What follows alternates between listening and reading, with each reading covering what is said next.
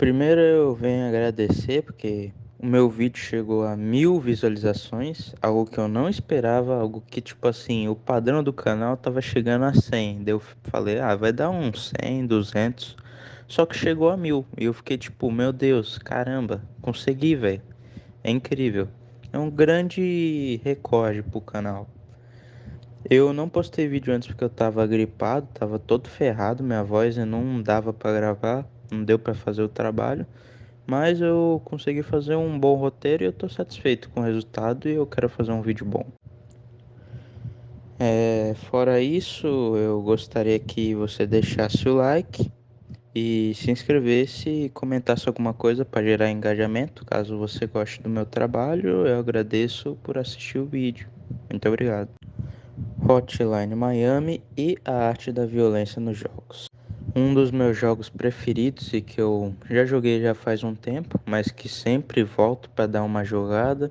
Zerei fazendo basicamente uma speedrun várias vezes e que eu sou muito bom jogando e que tenho mais de, sei lá, 1.000 horas no jogo. Não sei quantas horas eu tenho, mas eu passei muitos e muitos dias jogando. Esse jogo é chamado de Hotline Miami.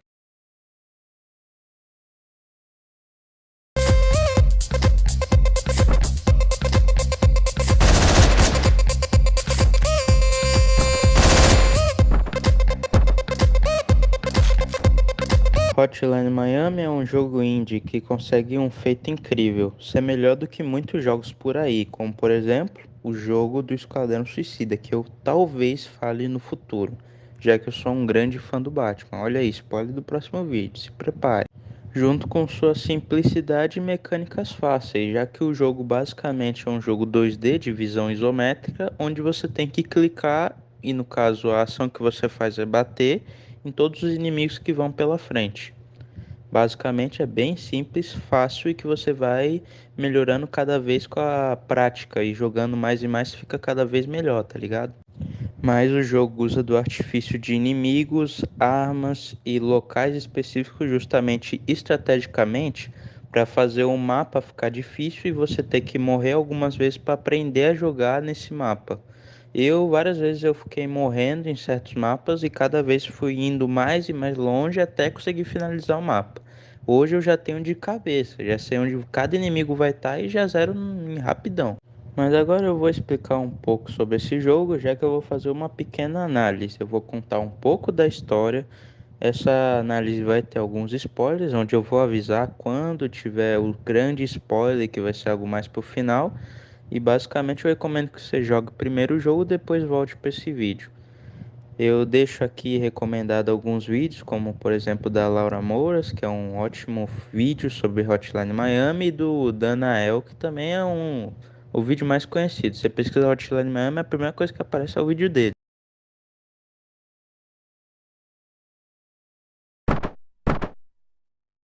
O jogo começa em seu quarto. Um telefone está tocando, você atende. A ligação começa. Alô, é o Tim da padaria. O pão tá pronto e já foi entregue. Lá fora uma lista de ingredientes está inclusa. Saindo de casa, seu personagem abre a porta de casa e vê uma caixa aberta. Abrindo essa caixa, tem uma máscara de galinha. E lembre-se dessa máscara, que daqui a pouco eu vou falar mais sobre ela.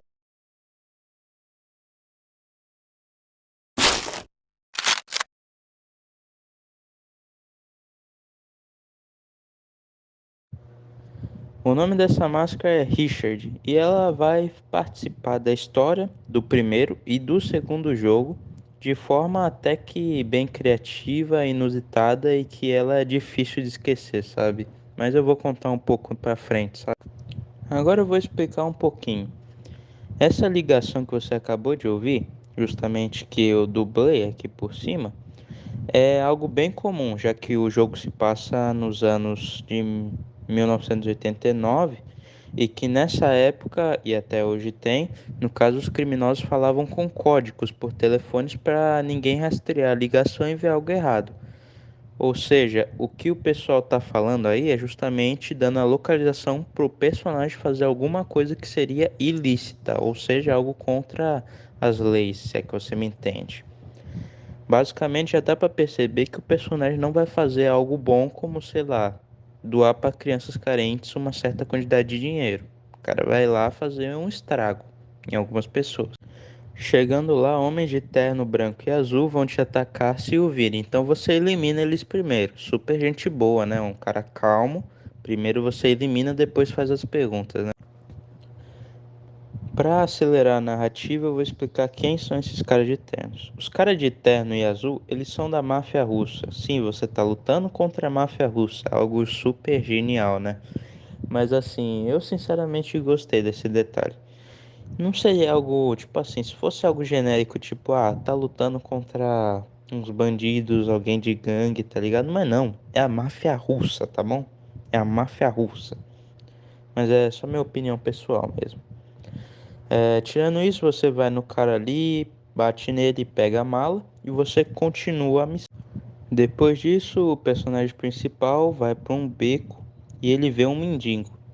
O mendigo ataca o personagem principal porque justamente ele pensa que tem alguém invadindo o espaço dele. Eu não sei, eu não sou um mendigo para saber.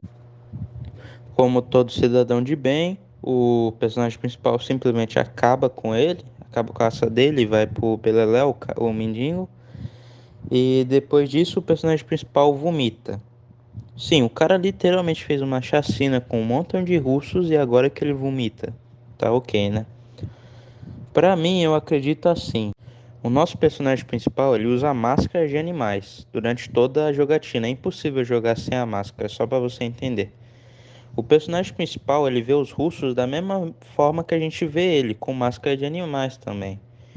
Eu acho que o personagem principal ele deve ter algum problema, justamente que a gente percebe durante o jogo que eu vou falar sobre isso, que o personagem tem alguns problemas e justamente ele vê os russos como animais. E depois de matar um humano, que no caso é um mendigo que não é um russo, ele justamente percebe que ele matou um humano e ele conseguiu sentir nojo dele mesmo. É a minha visão pessoal. Se você não quiser acreditar nisso, tudo bem, cara. E é só uma teoria minha, já que tem muita gente por aí na internet que fala outras coisas. Agora eu acho que algumas pessoas podem ter percebido é justamente o que eu falo sempre, o personagem principal. Até agora eu não falei o nome do personagem, justamente porque o personagem não tem nome. Assim como na principal inspiração de Hotline Miami, que é no caso do filme Drive, que o personagem principal não tem nome, em Hotline Miami é a mesma coisa. O personagem principal não tem nome. Em nenhum momento fala o nome dele, em nenhum momento dá uma pista do nome dele, nada. Sem nome nenhum. E basicamente, por causa da jaqueta que ele usa, a fandom inteira, ou a comunidade do jogo, deu o nome de Jacket, que seria por português jaqueta. Entenderam? Então, basicamente, em todos os vídeos vocês vão ver as pessoas falando Jacket, mas não é esse o nome dele porque não tem nome. Basicamente que nem no Drive, que no filme não tem nome, todo mundo chama ele de Drive, que no caso em português é motorista. Agora eu vou explicar por que o Jacket ele é tão deturbado e ele realmente odeia russos. Primeira coisa, Jacket serviu no exército e no universo do jogo aconteceu uma guerra hipotética que não aconteceu na vida real, mas o período onde se passou aconteceu. Caso você não saiba, caso você seja novo demais ou não estudou o suficiente na escola, existiu algo chamado Guerra Fria, que hoje em dia tem muita gente que considera que ainda existe entre a China e os Estados Unidos, mas isso é papo de economia, nem sei porque eu estou falando disso agora. Mas basicamente a Guerra Fria foi entre Estados Unidos e União Soviética, que a União Soviética não existe mais hoje em dia. O problema da Guerra Fria era justamente que ambos estavam armados, ambos tinham bombas nucleares e ambos qualquer coisa que fosse ameaçar, qualquer um que fosse ameaçado, iam um atacar o outro e gerar uma guerra sem precedentes, uma terceira guerra mundial. Basicamente, isso acabou quando a União Soviética na vida real acabou. Só que no universo de Hotline Miami é diferente, já que se passa em 1989, onde a União Soviética ainda existe, e aconteceu uma guerra. Sim, aconteceu uma guerra em Hotline Miami, e que essa guerra foi a Guerra no Havaí. Que basicamente nessa guerra o Jacket serviu, lutou, matou russos e perdeu amigos. Inclusive, eu não vou dar detalhes sobre essa parte agora, porque se esse vídeo dá bom, eu vou fazer um vídeo detalhado do 2, tá bom? Inclusive, essa guerra gerou nada mais, nada menos do que uma bomba nuclear. Sim, isso mesmo. No universo de Hotline Miami, caiu duas bombas nucleares. Uma caiu um tempo mais pra frente no jogo, você vai entender e você vai ver. E a outra eu não vou falar, eu vou deixar pro final do vídeo. Basicamente é isso. Agora vamos um pouco mais pra frente. Em outro dia, Jacket acorda com papéis. Nesses papéis está escrito que uma organização chamada 50 Blessings, ou 50 Bênçãos, agradece a assinatura dele. Essa organização quer acabar com os russos do país. É um dos vilões do jogo. Eu vou explicar um pouco sobre ela. Lembra que eu falei que teve uma guerra? Então, meio que essa guerra criou a organização 50 Blessings, já que basicamente você pensa, quando dois povos têm um debate entre si, sempre vai ter organizações que querem erradicar ou acabar com um povo. Então a Vivid Blessing quer acabar com todos os russos de maneira não tipo, vamos tirar eles daqui e levar pro país deles. Não, a gente tem que matar todos eles, entendeu? Então a Vivid Blessings é um dos vilões do jogo. Agora vamos entrar num debate meio filosófico aqui. Quem são os vilões do jogo? Eu sei que você vai pensar, nossa, não é o personagem principal, já que basicamente ele está enfrentando a máfia, que são basicamente figurões do mundo do crime. Assim, depende da sua visão. Porque assim, mano, tudo aqui tá errado, velho. Tudo, tudo, cara. Primeira coisa, máfias são criminosos. Eles são vilões? Sim, são vilões. Segunda coisa, Vivid Blessings quer erradicar uma raça, basicamente. Então, eles querem gerar uma guerra e eles vão basicamente fazer isso. Então, eles são vilões sim também. O Jacket, ele, por mais que você pense, não, ele é um traumatizado, o cara passou da guerra, ele não, você tente argumentar pra defender ele, cara. O cara mata pessoas, destroça a cabeça, faz massacres, velho. Não tem como defender que ele é um herói, velho. O cara também pode ser considerado um vilão. Mas agora eu vou falar um pouquinho mais sobre o Jacket para vocês perceberem que realmente ele não bate muito bem da cabeça. Vamos lá. Depois de alguns dias você lutando contra os russos, no caso invadindo a casa deles e simplesmente matando todo mundo pela frente, aparece recortes de jornal na mesa do Jacket. Você pensa, nossa, o Jacket deve estar lá anotando uma receita de bolo, né, cara? Quem não anota a receita de bolo do jornal, né? Quando você clica lá para ver, no caso, os recortes são sobre as notícias de crimes e massacres que o Jacket vem fazendo. Assim, é só você pensar, né? Se o cara tivesse ali não gostando do que estava fazendo, se o cara não quisesse lembrar do que fazia, com certeza ele não tiraria esses recortes e deixaria na mesa dele para ele lembrar, né? Para mim, na minha opinião, e de como outras pessoas na internet têm a mesma opinião, eu acho que o Jacket ficou meio obsessivo com os russos, na questão que ele realmente começou um ódio e um desejo de vingança. A lembrança que ele quer ter dos recortes é justamente para lembrar que ele não tem mais desejo nem motivo de existência. Ele tá ali só para matar os russos. Não tem mais existência pro cara. O cara só tá ali pra fazer. Aí que vem meu ponto. É com a violência que essa história maravilhosa e bem feita, bem escrita, se desenrola.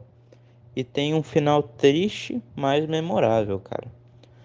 A violência está em todo lugar desse jogo. Na verdade, o principal comando é a violência. Afinal, tudo se desenrola à base do que você está fazendo. Afinal, a sua única ação é a violência. Eu vou voltar um pouco para o começo. Mais especificamente para o tutorial. Sim, eu literalmente falei um pouco sobre a lore do jogo no futuro para depois voltar para o tutorial. É um pouco sem lógica? É um pouco, mas é o jeito que eu escolhi de falar a história para vocês. Como eu disse antes, Hotline Miami é uma história genial. Além da história, além da jogabilidade que é viciante, prática e divertida e inteligente, Hotline Miami tem sua estética perfeita, cara. Aquele neon, aquela estética de anos 90, sabe, de Miami, cara. Nossa, os carros antigos e meio, tá ligado, de Volta para o Futuro, mano. Não sei explicar direito, mas é uma vibe muito divertida. É tipo aquela vibe Vaporwave, Synthwave, Tipo After Dark, tá ligado? Aquelas músicas que você pesquisa e fica aparecendo essas vibes assim, tá ligado? Basicamente, só pra falar um pouco disso. Mas quando eu digo que esse jogo é genial, eu digo que ele é muito genial mesmo. Cara, literalmente tem partes onde o jogo vai falar com você. E quando eu falo com você, eu não falo com o personagem, eu tô falando com você, você mesmo. O jogo vai quebrar a quarta parede e mostrar que realmente isso é só um jogo. Literalmente, eu não pretendo falar sobre a parte mais famosa, que justamente você controla outro personagem, que nesse jogo você pode controlar dois personagens. Primeiro é no caso, o Jacket, e o outro que tem nome, que é o Bike, porque ele anda de moto. Mas basicamente eu não vou contar do Bike, porque se esse vídeo dá bom, eu também pretendo fazer um vídeo só do Bike, que eu acho que dá pra fazer bastante conteúdo com ele também. Mas agora que eu expliquei o motivo disso, eu vou explicar por que vamos voltar para o tutorial. No tutorial, depois de você aprender os recursos básicos, o Jacket entra numa sala escura. Lá há três máscaras que falam com ele. Um de cavalo, que é uma mulher, ou seja, uma cavala, eu acho, e dois homens. Um com máscara de coruja, e lembra que eu disse para não esquecer da máscara de galinha? Pois é, a máscara de galinha volta. Para resumir, a máscara de cavalo pergunta quem nós somos. A máscara de galinha diz que nos conheceu dia 3 de abril. A máscara de coruja diz que não conhece a gente. Agora vai minha própria interpretação. Interpretação. A máscara de cavalo está falando com o player do futuro, que já jogou o game, já zerou o game. No mesma coisa é a máscara de galinha. Dia 13 de abril é o próximo da primeira missão. Então, como ele já nos conhecia, sendo que a gente não começou a jogar o jogo, a gente está no tutorial ainda. A máscara de coruja tem os mesmos ternos que os russos, então ele é a representação dos russos. Uma das falas que ele fala é: quem é esse cara? Para mim, representa justamente o Jacket invadindo seu território e tipo, quem é esse cara, velho? Que diabo? Um cara tá massacrando mais de 20 homens, cara, e os homens estão armados, cara. Tudo isso é no tutorial, ou seja, é antes do jogo. Então, para mim, é tudo uma mensagem em geral pro player que já jogou, quando rejogar, ver aquilo e falar: "Ah, eu tô ligado nisso". Agora vamos falar sobre a principal característica e a principal coisa que explodiu minha cabeça quando eu terminei de jogar, basicamente. O jogo, ele, algumas vezes durante o jogo, ele quebra a quarta parede. E eu acabei de citar uma delas. E tem outras e outras que eu talvez fale nos próximos vídeos. Se esse vídeo conseguir um bom reconhecimento e as pessoas comentarem que querem mais. Ou seja, quando o jogo fala com o jogador, ele justamente está fazendo uma crítica a jogos como esse. Afinal, esse jogo ele é jogado justamente por causa da violência dele. Você, por exemplo, está num dia estressado de trabalho, você vai lá, entra no jogo e relaxa assim. Por mais que você esteja fazendo coisas incorretas, você tá relaxando jogando esse jogo, tá tirando o estresse, sabe? Afinal, o que traz a violência nos jogos? O jogo que é violento ou é você que é violento? Esse jogo me fez me perguntar muito isso. Afinal, o Jacket, ele não fala nada durante o jogo justamente por causa disso. Quem está controlando o Jacket é você. Ele não tem falas porque ele não consegue falar. O único que pode falar é você. Ele não tem voz. A voz é você com suas ações. Ou seja, o jogo ele usa a metáfora da violência para falar justamente: os jogos são violentos porque a gente quer que seja violento. Se não fosse assim, não teria esse jogo, cara. É algo assim que você tem que entender a mensagem do jogo, por isso que eu recomendo que você jogue. Mas basicamente é uma crítica social muito da hora. Agora eu vou dar um grande spoiler que sinceramente eu acho que essa parte que mais vai afetar sua gameplay assim. Que no caso eu acho que quando você jogar você não vai entender nada, só se você ver um vídeo explicando. Mas eu acho melhor você, tipo, primeiro ter sua própria interpretação e não entender nada, depois entender, entendeu? É a minha própria opinião. Mas aí vai. Se você não sabe de nada do jogo, recomendo que você jogue primeiro, depois volte pro final, ou deixa pra depois desse vídeo, né? E vê aí o que você escolhe fazer. A Fifty Blessings mata os presidentes e cria uma guerra nuclear entre União Soviética e Estados Unidos.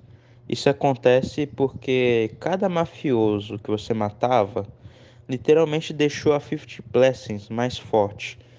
Porque, tipo assim, além de recursos que a Fifty Blessing ganhava, isso criou um movimento de pessoas mesmo.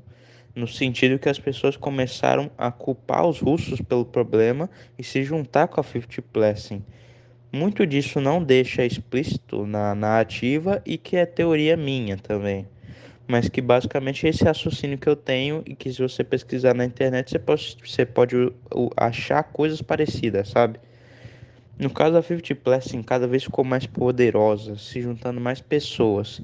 Inclusive, tem a teoria que talvez eu aborde mais no segundo game, que até tem general na Fifty Blessing e tal, que eu posso explicar no próximo vídeo.